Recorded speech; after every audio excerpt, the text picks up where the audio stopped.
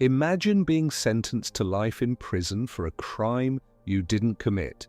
Now imagine your children get the same sentence, and their children, just metal walls, and the knowledge that you're serving time for someone else's dream. That's a generation ship. You'll understand why building it might be the cruelest thing humanity ever attempts. If you're fascinated by the mysteries of space, make sure to subscribe to this channel. It really helps us continue bringing you the latest discoveries from the universe. Now let's get started. The universe, you see, is breathtakingly, incomprehensibly vast. Our nearest stellar neighbor, Proxima Centauri, is 4.25 light-years away. That's 40 trillion kilometers. To put that in perspective, if you could somehow drive a car at highway speed toward Proxima Centauri, it would take you about 48 million years to arrive. Even Voyager 1, humanity's fastest and most distant spacecraft, traveling at about 17 kilometers per second, wouldn't reach Proxima Centauri for another 73,000 years. That's longer than all of recorded human history. We are, in the most literal sense, prisoners of distance. But here's where it gets interesting. Light travels at exactly 299,792,458 meters per second in a vacuum. Nothing in our universe can go faster. Einstein showed us this over a century ago, and every experiment since has confirmed it. So when we talk about interstellar travel, we're talking about covering distances so vast that even light, the fastest thing in existence, takes years to traverse them. The light you see from Proxima Centauri tonight left that star during the early months of 2022. You're literally looking back in time. Now you might wonder, why not just go faster? Why not build rockets that approach the speed of light? The physics, unfortunately, is unforgiving.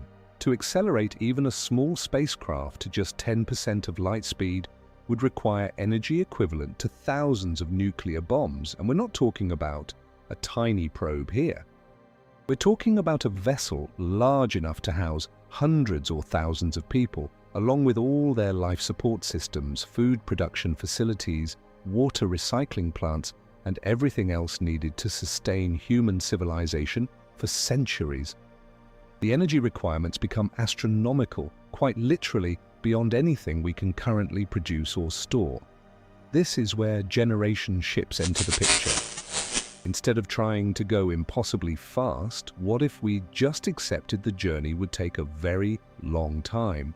What if we built a spacecraft so large, so complete, that it essentially becomes a traveling world? The people who board it wouldn't expect to reach the destination. Their children wouldn't either, nor would their grandchildren.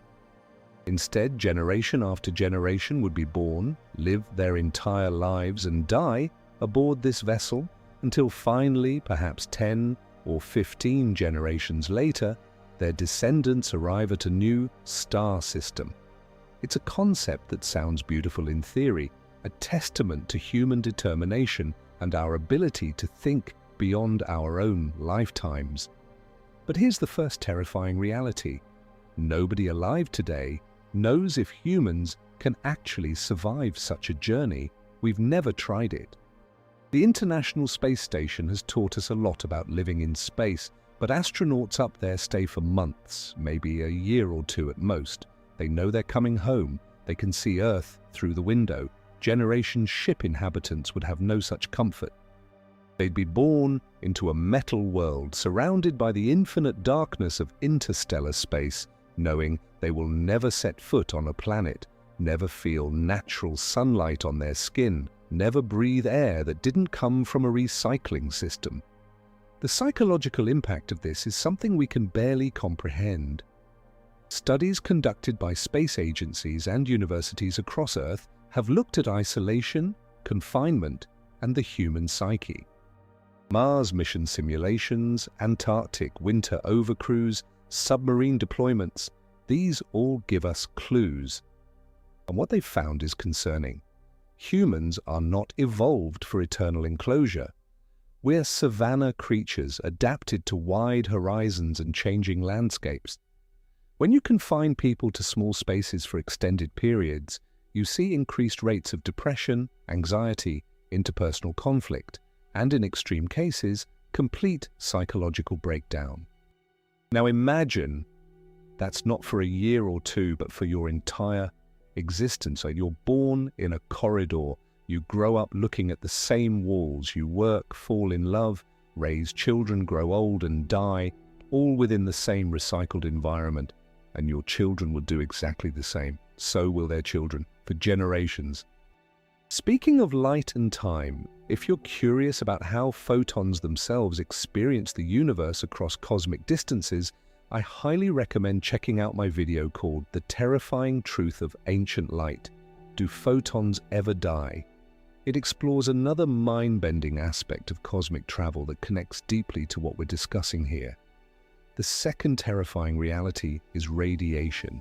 Space is not empty. It's filled with high-energy particles, cosmic rays that slam through everything in their path.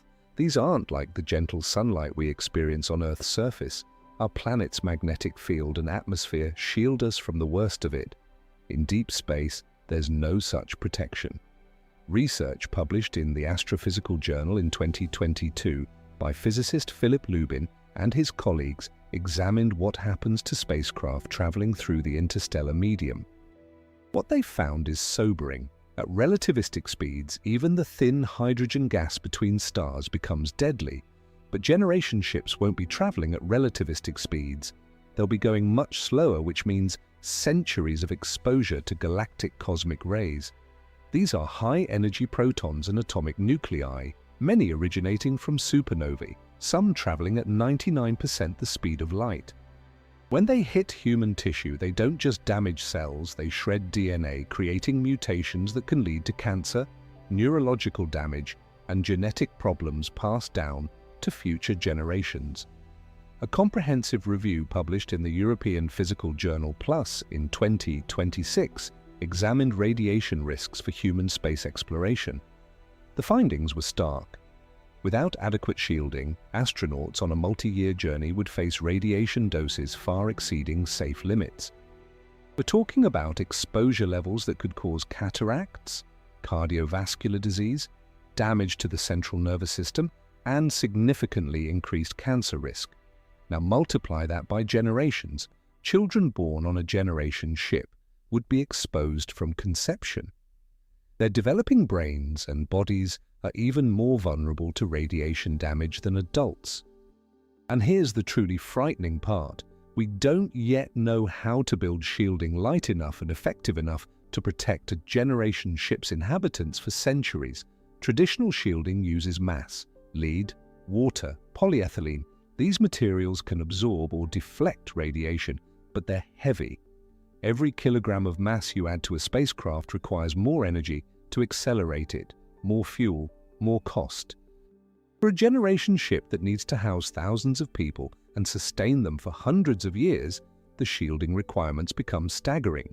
Some proposals suggest using the ship's water supply and waste storage as radiation barriers, placing them along the outer hull. Others propose magnetic fields, artificial magnetospheres that could deflect charged particles the way Earth's magnetic field protects us. But creating a magnetic field strong enough to shield an entire spacecraft and maintaining it for centuries without failure remains firmly in the realm of theoretical engineering. And then there's the randomness of cosmic events. Solar flares from the destination star as you approach it, gamma-ray bursts from distant cosmic catastrophes, encounters with dense interstellar clouds. Any of these could deliver lethal radiation doses. On Earth, if there's a radiation emergency, you evacuate. On a generation ship in the middle of interstellar space, there is nowhere to go. You either survive with what you have, or you don't. The third terrifying reality is life support. Every breath you take, every sip of water, every bite of food has to be produced or recycled aboard the ship. The International Space Station recycles about 93% of its water, an impressive achievement of modern engineering. But that remaining 7%, it's resupplied from Earth. A generation ship has no resupply. It has to maintain perfect closure, 100% recycling for centuries. NASA's Advanced Oxygen Generation Assembly, scheduled for demonstration aboard the International Space Station in 2026, represents cutting-edge life support technology. It uses electrolysis to split water into hydrogen and oxygen. The oxygen goes to the crew. The hydrogen is supposed to react with carbon dioxide in a Sabatier reactor, producing water and methane. But here's the problem: the system isn't perfectly efficient. Some resources are always lost. On the ISS, that's acceptable because resupply missions arrive every few months.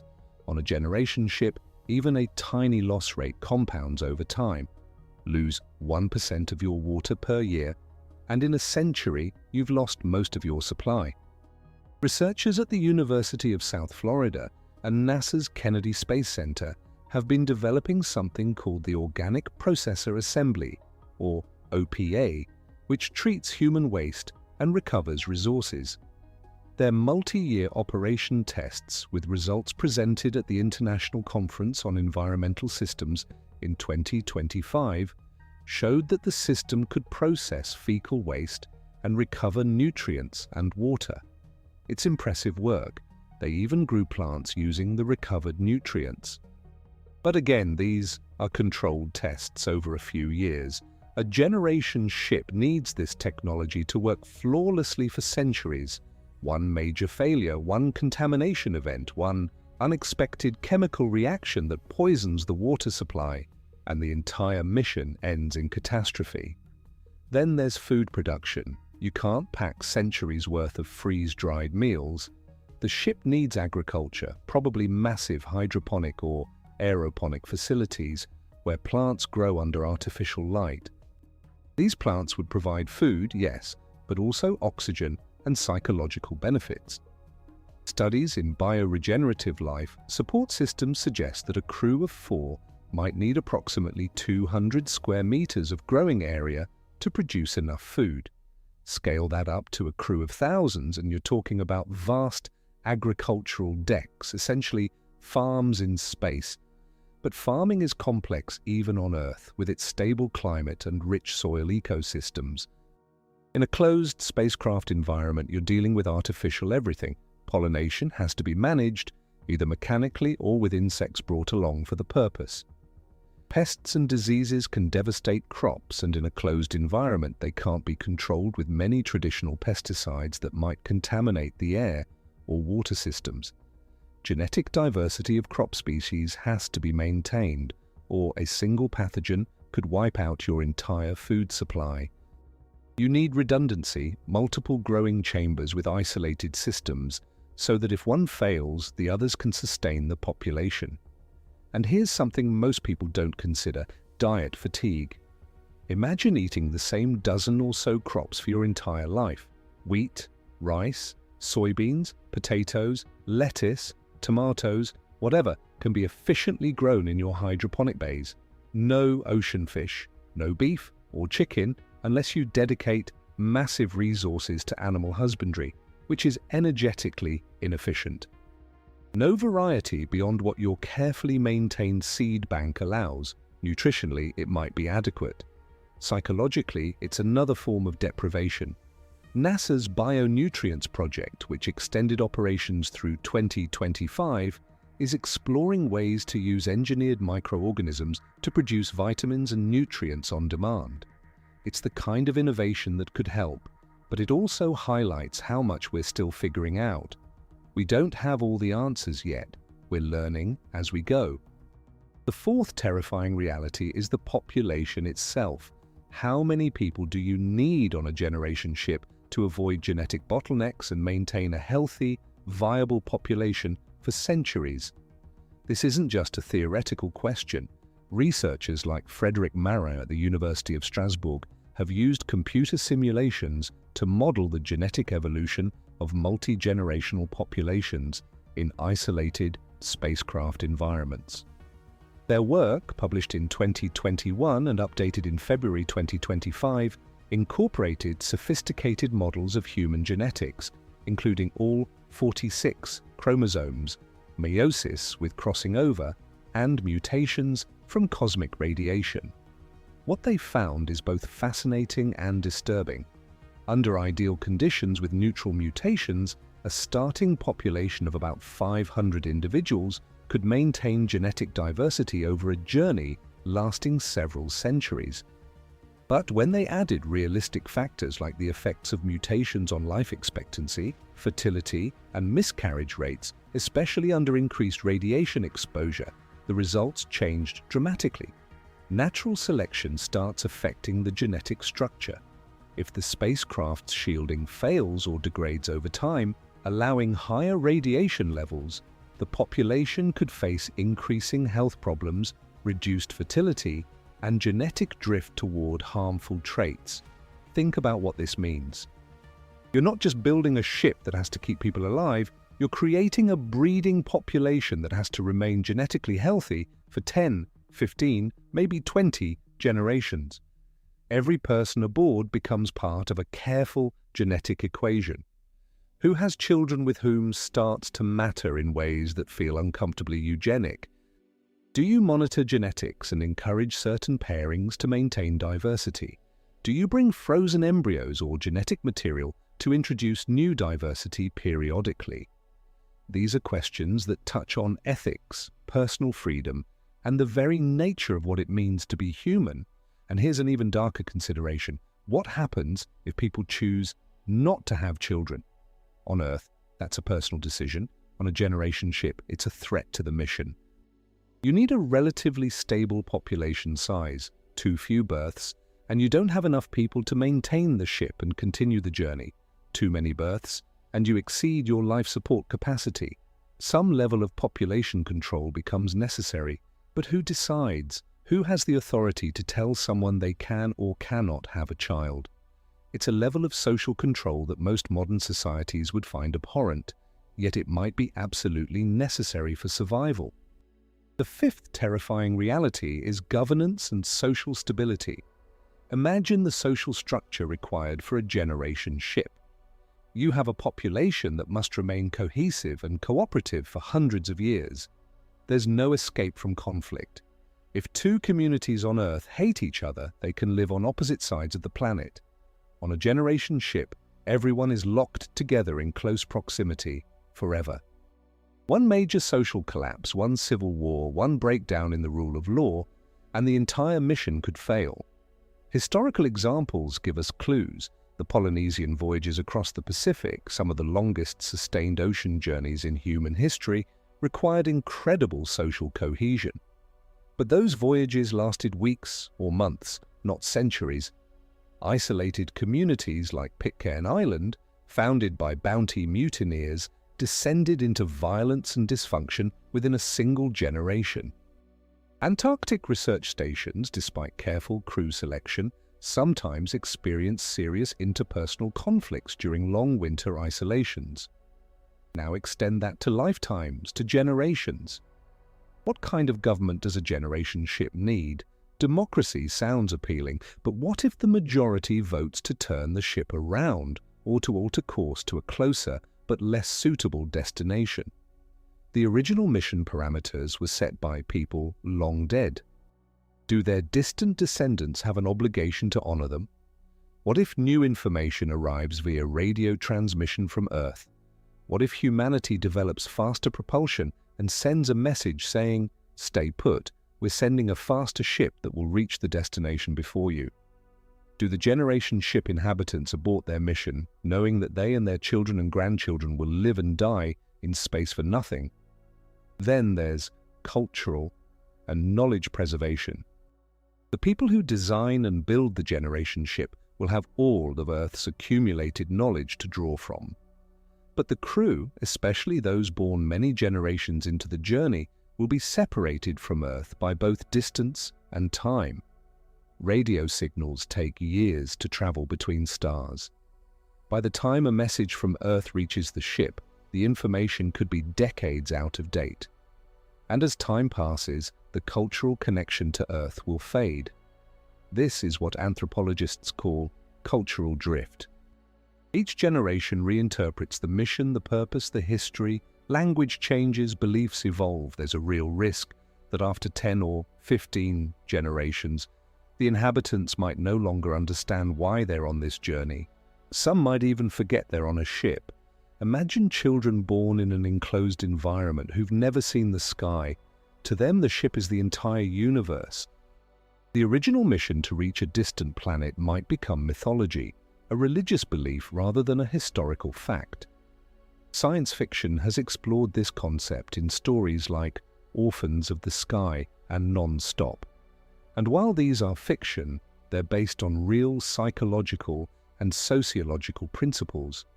To prevent this, the ship would need robust educational systems, cultural institutions, and ways to preserve not just data, but understanding. You need libraries, schools, perhaps even artificial intelligences that maintain institutional memory across generations. But education requires resources, time, and a population that values it. What if a generation arises that rejects the mission, that sees the old knowledge as irrelevant to their enclosed existence? The ship doesn't stop. It keeps moving through space whether the inhabitants understand it or not. The sixth terrifying reality is maintenance and technological decay.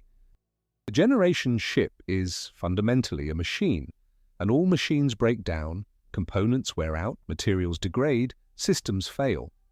On Earth, when something breaks, you order replacement parts, hire specialists, access manufacturing facilities.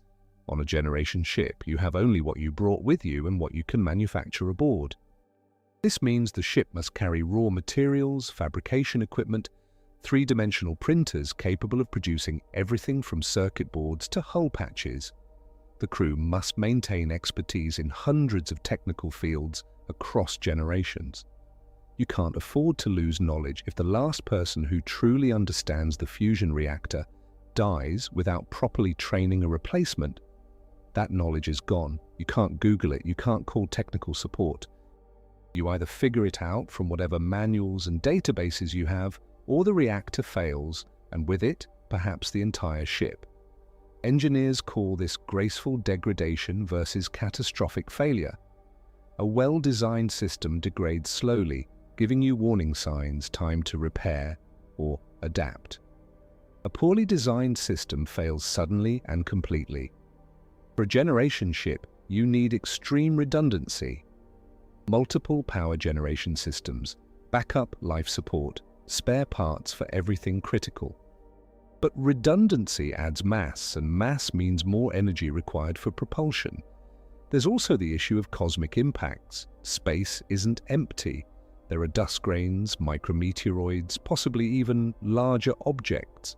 At the speeds a generation ship would travel, even a grain of sand hits with the energy of a bullet. Over centuries, these impacts accumulate. The hull gets pitted, degraded. Shielding becomes less effective. You need constant maintenance, external repairs, which means spacewalks into the interstellar environment with all its radiation hazards. Some proposals suggest coating the front of the ship with sacrificial ablative material, essentially armor that's expected to erode away. Others propose preceding the main ship with a magnetic or plasma shield that deflects particles, or even a physical shield, a large expendable plate positioned ahead of the ship to absorb impacts. But all of these solutions add complexity, mass, and points of potential failure.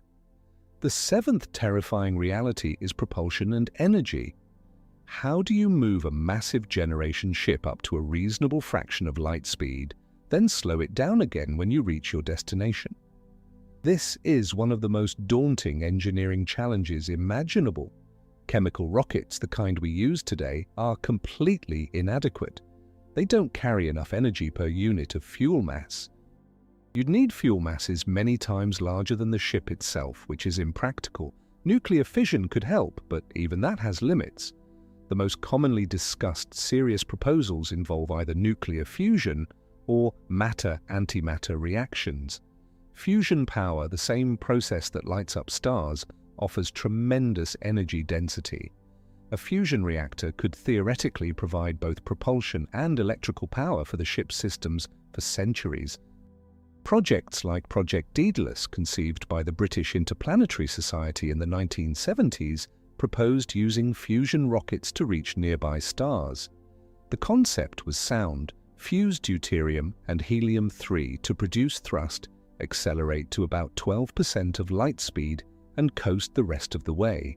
Such a ship could reach Proxima Centauri in about 40 years, but there are enormous problems. First, we still don't have working fusion reactors for power generation on Earth, let alone compact ones suitable for spacecraft. Despite decades of research and billions of dollars invested, fusion power remains perpetually 30 years away. The ITER project in France, the world's largest fusion experiment, aims to demonstrate net energy gain, but it's a massive facility, not something you can put on a spaceship. Miniaturizing fusion technology while maintaining the extreme temperatures and pressures required, hundreds of millions of degrees, is a challenge we haven't solved. Second, helium-3 is incredibly rare on Earth. Most proposals suggest mining it from the Moon or Jupiter's atmosphere, which itself requires an enormous space infrastructure we don't currently possess. Third, even if you solve all these problems, a fusion drive produces intense radiation. The crew compartments would need to be positioned far from the engines, connected by long trusses, adding structural complexity. Antimatter propulsion offers even higher energy density. When matter and antimatter meet, they annihilate completely, converting 100% of their mass into energy, as Einstein's famous equation E equals mc squared tells us.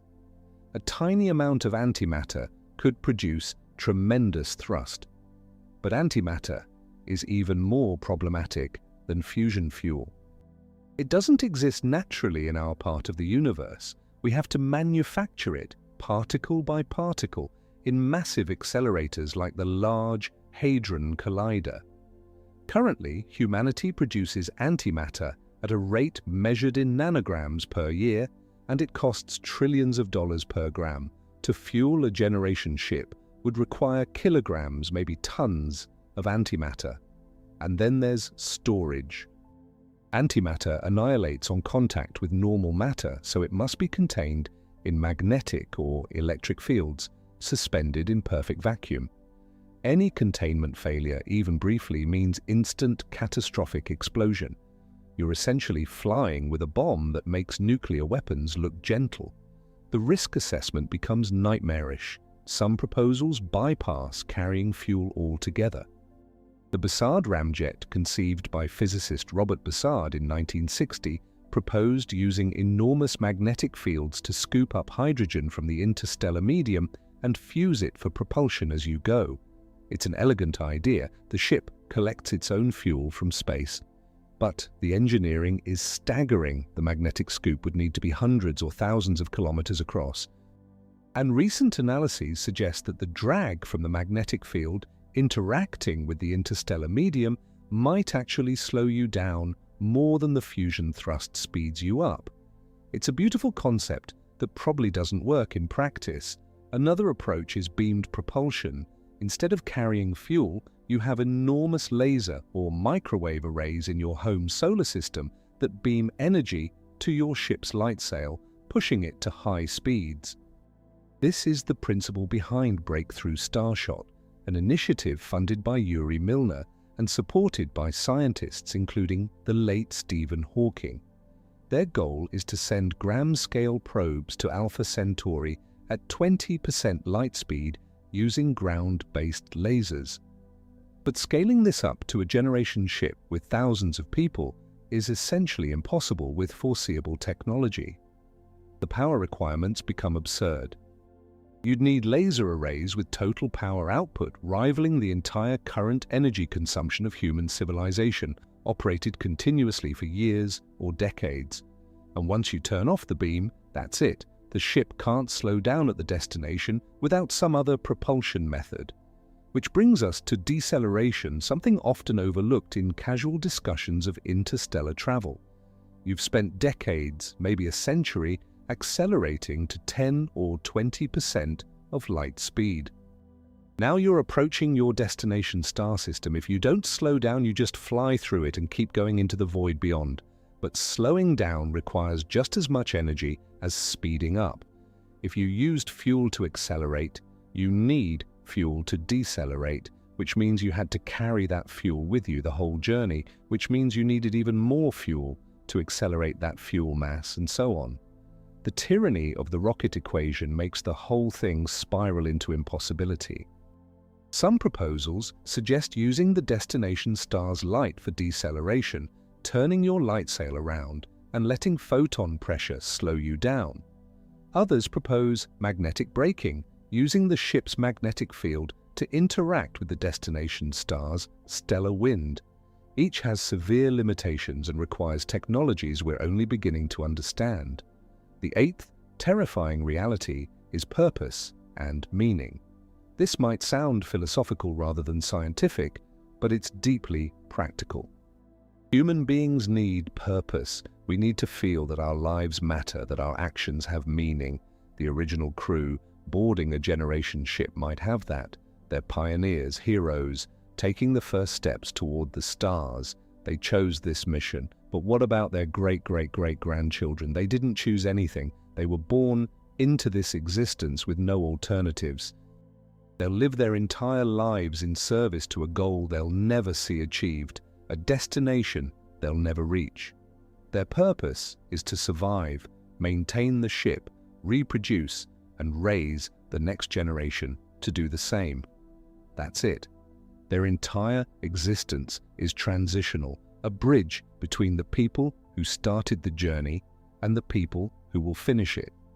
Psychologically, this could be devastating.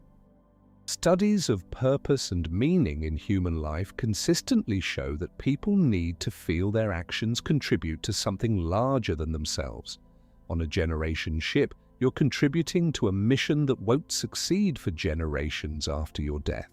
You'll never know if it works. You'll never receive validation or recognition. You're planting trees in whose shade you'll never sit, except the tree planting takes your entire civilization's lifetime. Some people might find profound meaning in this, embracing the role of ancestor, of link in a great chain. Others might reject it entirely, falling into despair or nihilism. And here's the thing, you can't let them leave. There is no opting out. You're born on this ship, you live on this ship, you die on this ship. It's not a choice. For many modern ethical frameworks, this raises profound questions about autonomy and consent. Then there's the question of whether the destination is even still desirable when you arrive. The mission was planned based on Earth's astronomical observations at the time of departure. But what if those observations were wrong or incomplete? What if the supposedly habitable planet turns out to be hostile, covered in toxic atmosphere or deadly microbes? What if, during the centuries of travel, Earth develops better telescopes and realizes the destination is unsuitable, but the message arrives too late or the ship lacks the fuel to change course? Or consider this scenario: humanity develops breakthrough propulsion 50 years after your ship launches. A faster vessel departs Earth and arrives at the destination decades before you do. When your generation ship finally arrives after centuries of hardship, the system is already colonized. Your ancestors' sacrifice was rendered obsolete by technology they couldn't have predicted. How do you cope with that reality? How does a civilization that defined itself by this mission deal with discovering it was unnecessary? The ninth terrifying reality is communication and isolation. At the speed of light, messages between a generation ship and Earth would take years. If your ship is heading toward Proxima Centauri, 4.25 light-years away, any message you send takes 4.25 years to reach Earth, and the reply takes another 4.25 years to return. That's an 8.5-year round-trip communication delay minimum. In practice, it's worse. The ship is moving, so the distance is constantly changing. As you get farther from Earth, the signals become weaker, requiring more powerful transmitters and receivers. Cosmic interference, radiation, and the inverse square law of signal propagation all conspire to make communication increasingly difficult. Eventually, maybe after a few decades, communication might become impossible. The power required to maintain the link exceeds what either side can provide. This means the generation ship is truly alone, cut off not just spatially, but informationally. Any scientific breakthroughs, cultural developments, technological innovations happening on Earth after that final message won't reach you. You're frozen in time, technologically speaking, limited to whatever knowledge and capabilities you had when communication ceased. Meanwhile, Earth continues advancing. The gap widens with each passing year. There's also a psychological dimension. For the early generations, knowing that Earth still exists, that messages are being exchanged even with years of delay, provides a connection to home. But as generations pass and communication becomes more sporadic or stops entirely, Earth becomes mythological. Your great-grandchildren might intellectually know Earth exists, but it's not real to them the way it was to the original crew. It's a story, a legend, as distant and abstract as ancient history is to us. Some researchers suggest that after several generations, the inhabitants might not even think of themselves as human in the Earth sense. They're spacers, generation ship people, a culture unto themselves. Their identity is tied to the ship, not to a planet they've never seen and never will see. This cultural divergence could actually be healthy, helping them develop a strong group identity. But it also means that by the time they arrive at their destination, they might not want to leave the ship. The planet is alien to them. The ship is home. The 10th terrifying reality is the biological unknowns. Despite decades of space research, we still don't fully understand how the human body responds to long-term life in altered gravity. The International Space Station orbits in microgravity, and we've seen the effects: bone density loss, muscle atrophy, vision problems caused by fluid shifts in the skull, immune system changes, and alterations in gene expression. Astronauts who spend 6 months in space require extensive rehabilitation when they return to Earth. A generation ship likely wouldn't be in microgravity. The most practical designs incorporate rotation to generate artificial gravity through centripetal acceleration.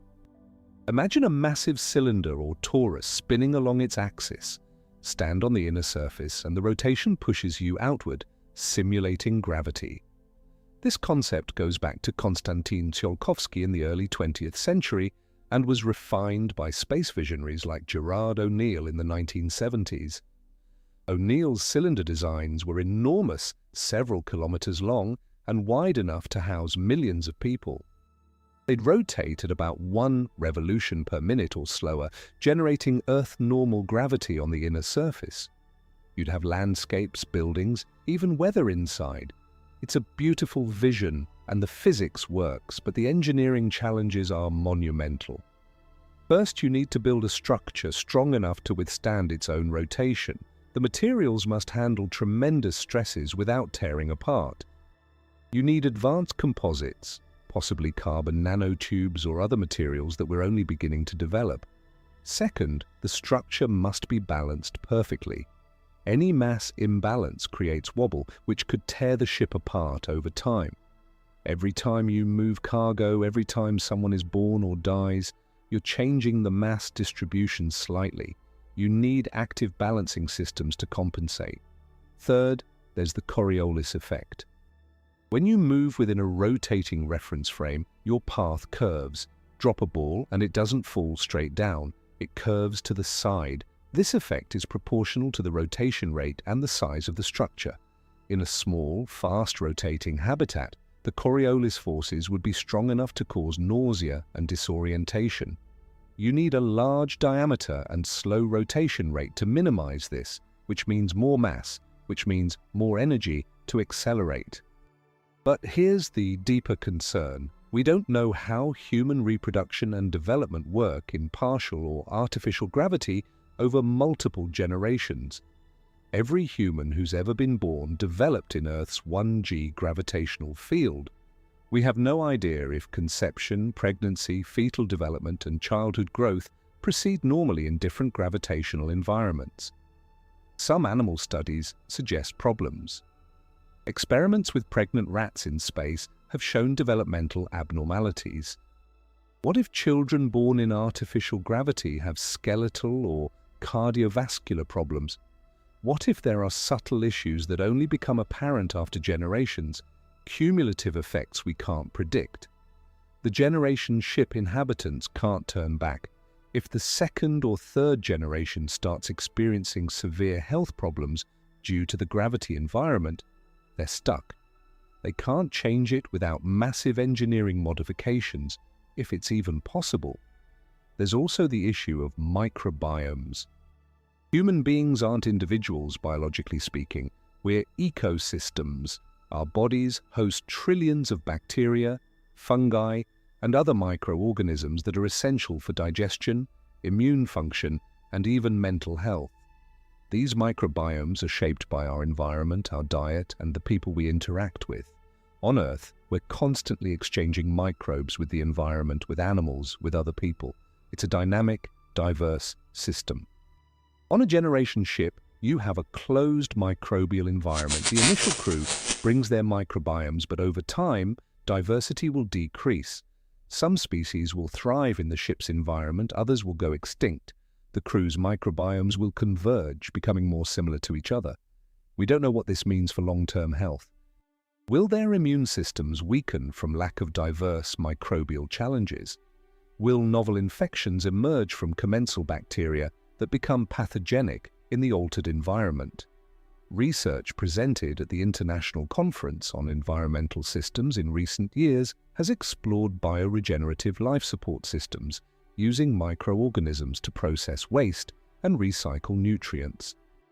It's essential technology for a generation ship, but it also means the ship's entire ecological system, including the human microbiome, becomes part of the life support infrastructure. Everything is connected. A disruption in one area could cascade through the entire system in unpredictable ways. The 11th terrifying reality is psychological adaptation and mental health. Humans evolved on Earth's surface, under open skies, with horizons stretching to the distance. We're psychologically adapted to space, natural light, seasonal changes, and connection to nature. A generation ship denies almost all of this. You're enclosed, confined to artificial environments, breathing recycled air, under artificial lighting that never quite matches the sun.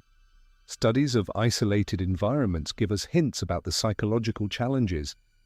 Antarctic research stations, submarines, space stations all report similar issues: interpersonal conflicts, depression, anxiety, sleep disturbances, and what psychologists call third quarter phenomenon, a period roughly 3/4 through a mission when morale hits its lowest point and conflicts spike. But these missions last months, maybe a year or two. A generation ship is forever. NASA and other space agencies have invested heavily in understanding space psychology. The HERA facility, Human Exploration Research Analog, runs simulations of long-duration missions, studying how crews cope with isolation and confinement. The Mars 500 project, conducted by Russia's Institute for Biomedical Problems from 2010 to 2011, locked 6 people in a simulated spacecraft for 520 days to study psychological effects of a Mars mission. Participants experienced sleep problems, decreased activity levels, and mood changes. Now imagine not 500 days, but 500 years. Not 6 people, but thousands, born into confinement with no possibility of escape. The psychological toll could be immense. Depression could become endemic. Suicide rates might climb. Some individuals might develop severe claustrophobia or agoraphobia, triggered by the awareness that they're trapped in a finite space surrounded by infinite deadly vacuum. To counter this, generation ship designs often include large open spaces, parks and gardens that simulate natural environments. Windows or screens displaying views of space or recorded Earth scenery. Access to nature, even artificial nature, has proven psychological benefits. But maintaining these spaces requires resources. And no matter how clever the design, you always know intellectually that you're inside a machine, that the sky is a ceiling, that the horizon is a wall. There's also the issue of novelty and stimulation. Human brains crave new experiences. On Earth, you can travel, explore new places, meet new people. On a generation ship, novelty is limited. You can explore every corridor, visit every section, meet every person aboard, and then what? The ship doesn't change. The same spaces, the same faces, generation after generation. Without sufficient stimulation, people can experience sensory deprivation effects, even in the presence of others. Boredom becomes a serious mental health risk. Virtual reality might help. Sophisticated simulations could provide artificial novelty, allowing people to visit places that don't exist or explore recorded Earth environments. But this creates its own problems. What if people prefer the virtual world to their actual existence? What if escapism becomes so prevalent that people neglect their responsibilities? Some science fiction has explored this, societies that retreat into virtual worlds while their physical infrastructure crumbles. It's not implausible. The 12th terrifying reality is decision-making across time. The generation ship is governed by people who didn't plan the mission and won't see its conclusion. Every decision they make affects not just themselves, but generations yet unborn. The moral weight of this is staggering. Do they have the right to alter the mission parameters, to make choices that might endanger future generations, even if those choices could benefit the present? Consider resource allocation. Suppose a critical system begins failing and you can repair it in two ways. Option 1 uses fewer resources but might not last as long. Option 2 uses more resources but is more reliable. You'll be dead before the difference matters, but your great-grandchildren will live or die based on your choice. How do you decide? What framework guides you when the consequences of your actions extend beyond your lifetime? Or suppose a conflict arises between present well-being and future success. Maybe the current generation is suffering from inadequate living space. They could expand habitation areas, making life more comfortable now, but doing so uses resources that were allocated for destination infrastructure, equipment needed to establish a colony when you arrive. Do you prioritize the people who exist now or the mission that won't succeed for generations? These aren't abstract philosophical questions. They're practical governance challenges that a generation ship must solve. And unlike Earth civilizations, there's no geographic escape valve. Dissatisfied citizens can't emigrate to another country. Everyone is stuck with the consequences of collective decisions. Some proposals suggest implementing constitutions or charters, foundational documents created by the original mission planners that bind all future generations. But can you really bind people who don't exist yet? Is it ethical to impose rules written by the long dead on people born into circumstances the rule makers couldn't fully anticipate? Yet without some continuity of purpose and governance, the mission could lose coherence, different factions pulling in different directions until the social fabric tears apart. The 13th terrifying reality is genetic engineering and human modification. As we discussed earlier, maintaining genetic diversity over multiple generations is challenging. But what if we don't just maintain the human genome? What if we modify it? Gene editing technologies like CRISPR-Cas9, refined extensively throughout the 2020s, give us unprecedented ability to alter DNA. By the time we're capable of building generation ships, we'll likely be able to edit human embryos with precision. Should we engineer the generation ship population for enhanced radiation resistance? For more efficient metabolism that requires less food, for psychological traits that cope better with confinement? The potential benefits are obvious.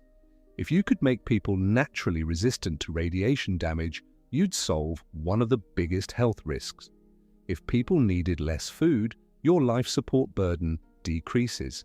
If they're psychologically content in enclosed spaces, mental health problems diminish.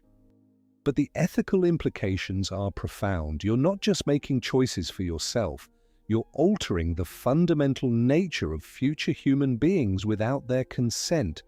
What if the modifications have unforeseen side effects? What if, in optimizing humans for life on a generation ship, you make them unable to live comfortably on planets, defeating the entire purpose of the mission? What if different factions within the ship disagree about modifications, some embracing enhancement while others reject it, creating a genetically divergent population with potentially conflicting interests? And here's the really disturbing possibility. What if the modifications are necessary? What if, after a few generations, it becomes clear that unmodified humans simply can't survive the journey, that the radiation exposure or the psychological stress or the environmental factors are too much? Do you modify your children to save the mission, even if it means they're no longer quite human in the way we understand it? Or do you maintain genetic purity and watch the mission fail? The 14th terrifying reality is the arrival scenario.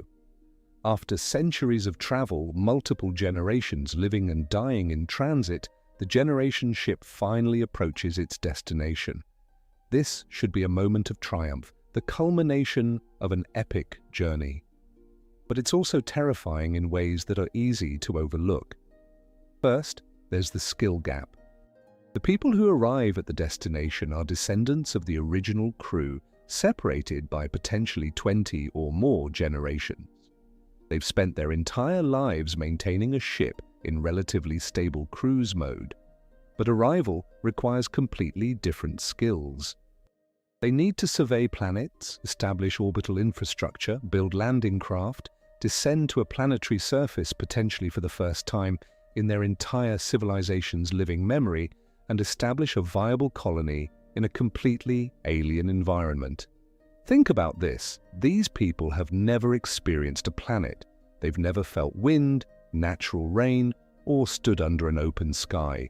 They've never dealt with weather, wild animals, or unpredictable natural terrain.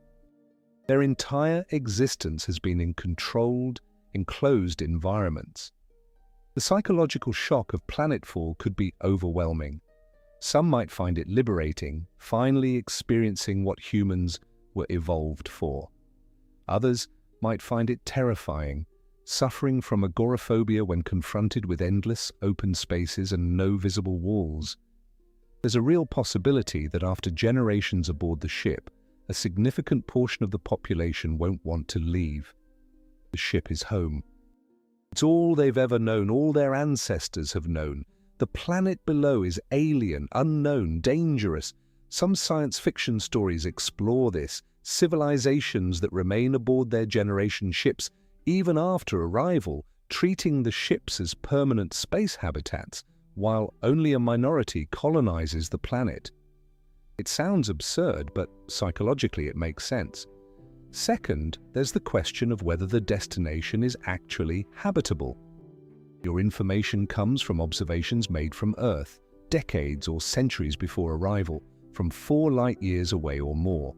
Even our best telescopes can only gather limited data about exoplanet atmospheres, surface conditions, and potential hazards.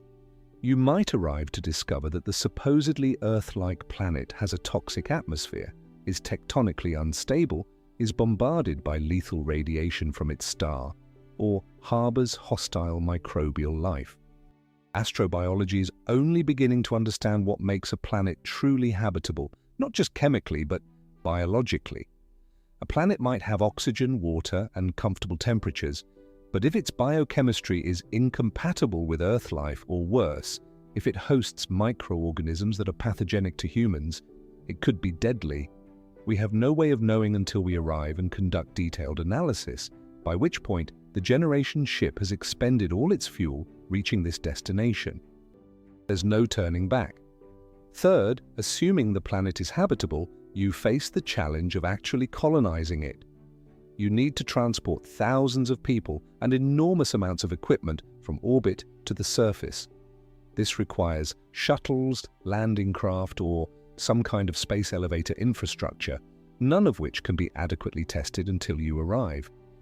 If something goes wrong during this phase, if the landing craft fail or the colony equipment is damaged, centuries of effort could end in disaster within sight of the goal. Establishing a self-sustaining colony is extraordinarily difficult even under ideal circumstances. Mars colonization proposals, which are for a planet in our own solar system with potential resupply from Earth, estimate decades of development before achieving true independence. A generation ship colony has no Earth to fall back on. Every tool, every seed, every piece of knowledge must work the first time or be fixable with available resources. One critical failure in agriculture, life support, or shelter construction could doom the entire colony. And here's something people rarely consider. The generation ship itself is a massive resource that took centuries to build on Earth and has been home to this population throughout their existence. Do you dismantle it for parts to build the planetary colony? Doing so provides invaluable raw materials and components, but it also destroys your only backup habitat and your civilization's entire history.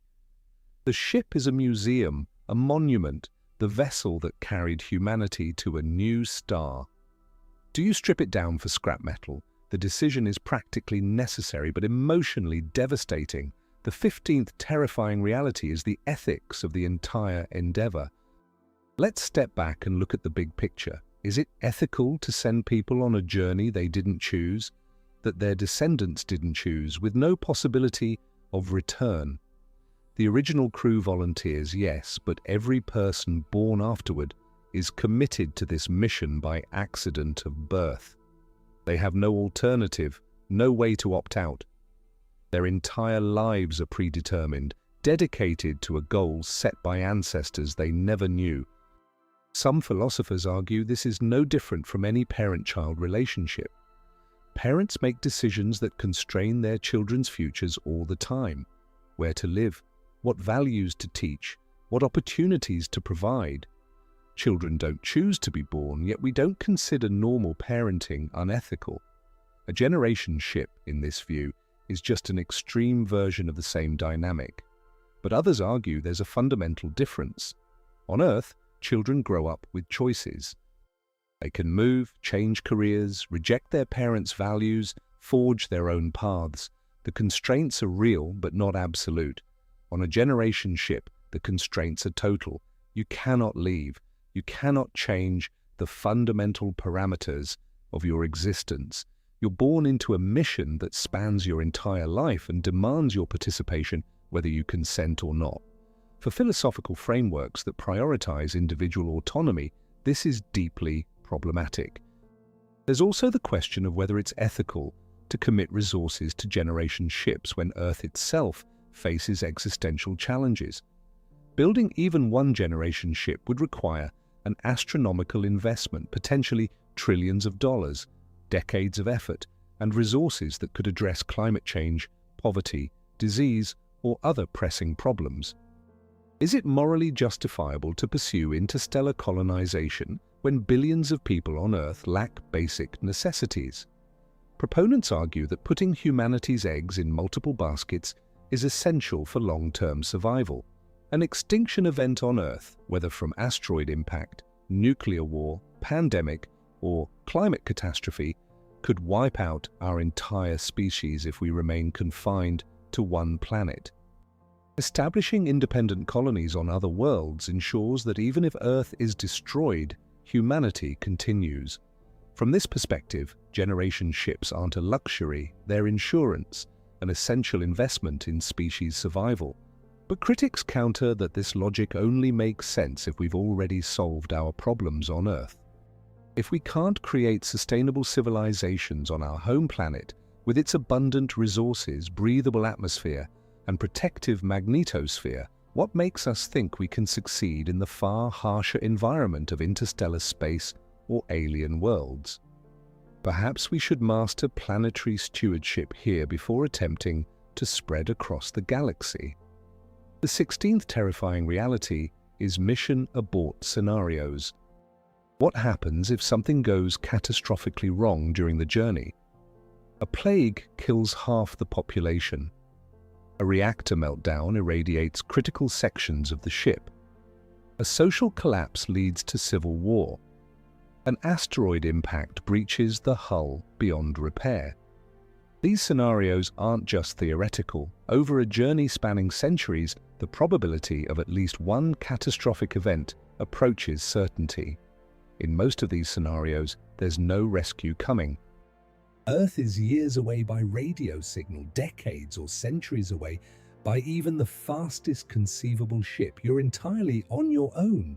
The only choice is to solve the problem with available resources or die trying. But what if the problem is unsolvable? What if the ship is fatally damaged but still functional enough that the inhabitants could survive for years, knowing they're ultimately doomed? Do you tell people the truth that they're all going to die? That every child born from this point forward is born into inevitable extinction? Or do you maintain the lie, allowing people to live with hope even though it's false? The psychological and ethical dimensions of this scenario are nightmarish. Some crew members might advocate for euthanasia, a quick, painless end rather than prolonged suffering. Others might insist on fighting to the last breath, extracting whatever life is possible from the remaining time. And there's a darker possibility. What if the mission planners anticipated abort scenarios and included contingencies that the crew doesn't know about? Hidden protocols, override codes, maybe even AI systems with instructions to make decisions if the human crew becomes incapable. The idea of hidden fail-safes sounds reassuring, but it also means the crew isn't truly in control of their own fate. Someone else, generations dead, made decisions that could determine their survival or death. The 17th terrifying reality is the problem of knowledge preservation and loss. A generation ship must maintain not just physical systems, but also knowledge, skills, and cultural memory across centuries. This is harder than it sounds. Information stored digitally is vulnerable to data corruption, hardware failure, and format obsolescence. We already face this problem on Earth with data from just a few decades ago becoming unreadable as storage media and file formats become obsolete. A generation ship needs knowledge storage systems that last centuries and remain accessible. This probably means redundancy, multiple backup systems, and possibly reverting to analog methods for critical information. But even with perfect storage, there's the problem of knowledge transmission between generations. Skills must be taught, practiced, maintained. If a critical skill is possessed by only a few specialists and they die before adequately training successors, that knowledge could be lost forever. Imagine a scenario where the engineering team responsible for a specific reactor subsystem gradually loses deep understanding of its principles over generations. They maintain it based on procedures and troubleshooting guides, but the fundamental physics and design rationale fade from collective memory. When something unprecedented goes wrong, something not covered in the manuals, nobody knows how to solve it. The system fails and the knowledge to fix it is gone. This phenomenon, sometimes called knowledge erosion, is a real concern even on Earth. We've lost detailed knowledge about some technologies from just decades ago because the engineers who understood them retired or died without fully documenting their expertise. NASA faced this with Saturn V rocket engines. The original engineers were gone and detailed manufacturing knowledge had eroded, making it challenging to recreate that technology even with the original blueprints. On a generation ship, knowledge erosion could be fatal. The mission requires maintaining incredibly complex systems for centuries. Every generation must be as competent as the last, or more so as systems age and become more challenging to maintain. But human societies don't naturally work this way. Knowledge is lost, skills atrophy, priorities shift. Maintaining perfect continuity of expertise across 20 generations is extraordinarily difficult. The 18th terrifying reality is what happens after arrival, the long-term survival and evolution of the colony. Even if everything goes perfectly, the ship arrives, the planet is habitable, the colony is established, you're still facing enormous challenges. The founding population is small, probably a few thousand people at most. This creates a genetic bottleneck. All future generations of this new human civilization descend from this small group, carrying only the genetic diversity they brought with them. Over time, this population will diverge genetically from Earth humans. Random mutations, genetic drift, and potentially different selection pressures on the new planet will reshape their genome. After thousands of years, they might be genetically distinct enough to have difficulty producing viable offspring with Earth humans if they ever meet again. They might develop unique physical characteristics, adaptations to their new world. They'll be, in a very real sense, a new branch of humanity, potentially a new species. Their culture will diverge even more rapidly.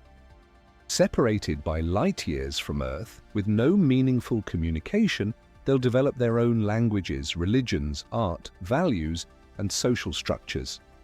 The founding generation might try to preserve Earth culture, teaching children about Earth history and traditions. But over generations, these will fade, becoming mythology, ancient history, as relevant to them as ancient Sumer is to modern humans. They might worship the generation ship as a sacred object, the vessel that brought them to their promised land. They might remember Earth, but it will be transformed by cultural evolution into something barely recognizable. And here's a disturbing thought. What if they fail? What if, despite everything, the colony can't achieve sustainability? Agricultural systems fail, critical resources run out, population crashes below viable levels, or they're wiped out by an unforeseen planetary hazard. The generation ship is stripped for parts and no longer functional. There's no escape, no return journey. The entire civilization simply ends. Centuries of effort and countless lives dedicated to a mission that ultimately failed. The last generation dies knowing that everything their ancestors sacrificed was for nothing. Earth would never know. The last radio signal would have been sent decades earlier. Years or centuries later, it would arrive at Earth, saying everything is going well. Then, silence. Nothing. Eventually, Earth might realize the colony failed, but they'd never know why, never know what happened in those final years. The 19th terrifying reality is the question of whether we should even build generation ships given the alternatives. Technology doesn't stand still. Every year we develop better propulsion concepts, more efficient life support, more sophisticated AI, advances in suspended animation, and cryogenics. Maybe, the argument goes, we shouldn't launch generation ships at all.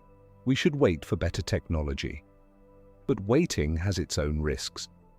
Wait for better technology can become perpetual delay.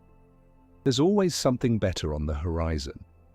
At some point, you have to commit to the technology you have and launch, or you never launch at all. Plus, waiting means accepting the risk that humanity might not survive long enough to develop that better technology. A global catastrophe could set us back centuries or end technological civilization entirely. Some futurists propose an alternative: von Neumann probes, self-replicating machines sent to other star systems. They'd arrive, harvest resources, build copies of themselves, and establish infrastructure. Only after a destination is fully prepared would you send humans, possibly even as digital uploads transferred by radio and instantiated in artificial bodies at the destination. This approach avoids sending vulnerable biological humans on centuries-long journeys, but it requires artificial general intelligence, nanotechnology, and mind uploading, technologies that might be even further away than generation ship capability. Another alternative is breakthrough physics. Maybe we'll discover faster-than-light travel, wormholes, or warp drives that make generation ships obsolete. Science fiction is filled with these concepts, and some serious physicists explore their theoretical possibility. The Alcubierre drive, proposed in 1994, suggests space-time itself could be warped to move a spacecraft faster than light without violating relativity. But the energy requirements are astronomical, possibly requiring exotic matter with negative energy density, something we've never observed and aren't sure exists. Waiting for breakthrough physics is essentially waiting for miracles. It might happen, but betting humanity's future on it is risky. Generation ships, terrifying as they are, can be built with extensions of known physics and engineering. They're incredibly difficult, but not impossible. That makes them, paradoxically, more realistic than any faster-than-light alternative.